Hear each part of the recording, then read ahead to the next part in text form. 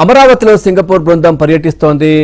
Startup area నిర్మాణంలో Singapore ప్రభుత్వ భాగస్వామ్యాన్ని ఏపీ ప్రభుత్వం మరోసారి కోరుతోంది.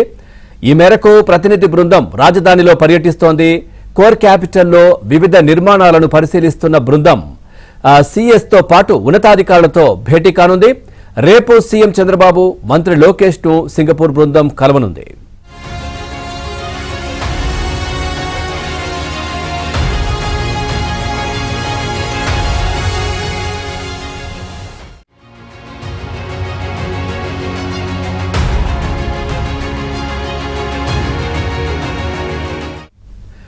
చూస్తున్నాం, అమరావతిలో సింగపూర్ బృందం పర్యటిస్తోంది. స్టార్టప్ ఏరియా నిర్మాణంలో సింగపూర్ ప్రభుత్వ భాగస్వామ్యాన్ని ఏపీ ప్రభుత్వం మరోసారి కోరుతోంది. ఈ మేరకు ప్రతినిధి బృందం రాజధానిలో పర్యటిస్తోంది. కోర్ క్యాపిటల్లో వివిధ నిర్మాణాలను పరిశీలిస్తున్న బృందం సీఎస్తో పాటు ఉన్నతాధికారులతో కూడా భేటీ కానుంది. రేపు సీఎం చంద్రబాబు, మంత్రి లోకేష్ ను కూడా సింగపూర్ బృందం కలవనుంది. ఓవరాల్ గా ఈ అంశానికి సంబంధించి మరింత సమాచారాన్ని మా కరెస్పాండెంట్ సత్య అందిస్తారు. సత్య, పూర్తి డీటెయిల్స్ ఏంటి?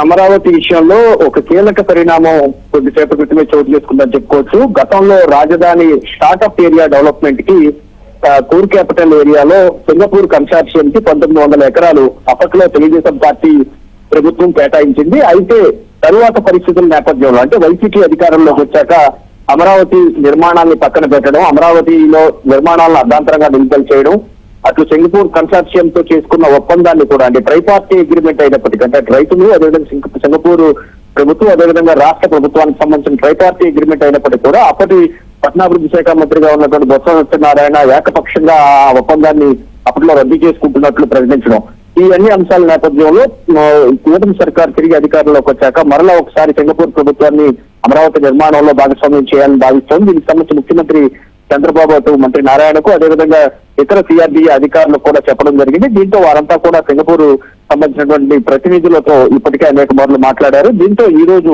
సింగపూర్ ప్రతినిధి బృందం 2 రోజులు ఏపీ పర్యటనలో భాగంగా ఈ రోజు ఉదయం అమరావతికి చేరుకున్నారు. అమరావతిలో ముఖ్యంగా ఏదైతే స్టార్టప్ ఏరియా ఉంటుందో ఆ ఏరియా మొత్తం పరిశీలిస్తున్నారు. 5 సంవత్సరాల తరువాత అక్కడ ఎలాంటి పరిస్థితులు ఉన్నాయి, ఫ్లడ్ సంబంధించి నివారణ చర్యలు ఎలా తీసుకుంటున్నారని సీతానగరం వద్ద ఉన్నటువంటి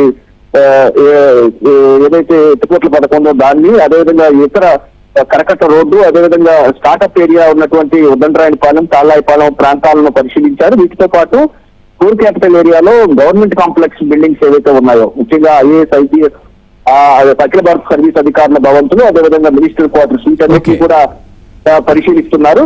పరిశీలించి 5 ఏళ్ల క్రితం ఉన్న పరిస్థితులు ఏంటి, ఇప్పుడు ప్రాజెక్ట్ ను ముందుకు తీసుకెళ్లాలంటే ఏ విధమైన చర్యలు చేపట్టాలి, ప్రభుత్వం నుంచి ఏ విధమైన సహాయ సహకారాలు కోరాలి, అదేవిధంగా ప్రభుత్వానికి ఏ విధంగా సహకరించాలి తమ వైపు నుంచి అనేది సింగపూర్ బృందం అయితే ప్రతినిధి బృందం అయితే పూర్తి స్థాయిలో అధ్యయనం చేస్తుంది. రేపు మంత్రి నారా లోకేష్ అదేవిధంగా ముఖ్యమంత్రి చంద్రబాబుతో కూడా ఈ ప్రతినిధి బృందం భేటీ కాబోతుంది. ఈ రోజు సీఎస్ తో పాటు ఇతర ఉన్నతాధికారులతో కూడా మధ్యాహ్నం నుంచి భేటీ కానుంది.